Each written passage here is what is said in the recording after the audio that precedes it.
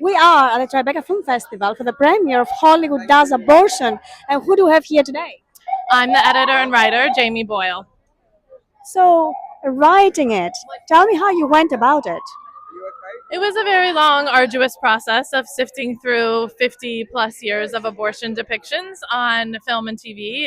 Basically, every depiction since the passing of Roe to the overturning of Roe, and then the few years since then.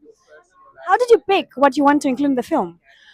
What we did is we looked at the most harmful and most prominent tropes and misinformation that was out there, and I think when you see all these things in aggregate, it gets very easy to understand the role they were playing in our public consciousness and then eventually in policy.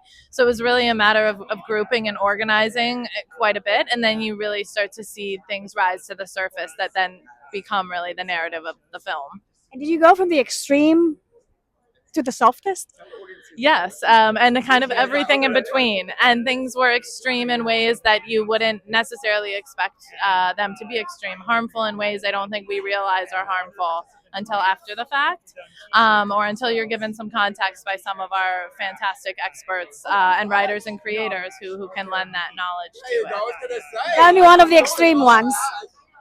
Oh man, it's hard. It's hard to pick. Honestly, some of the things that have been, some of the pieces that have been created and held up by the U.S. government are some of the worst, and some of the most full of misinformation. Some of the most leading.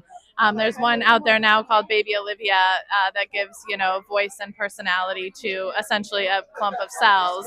That is one of the most recent horrifying depictions. But you have kind of every you have every end of the spectrum and everything in between, and sometimes the most subtle can really be the most insidious too. So What are you planning to do next?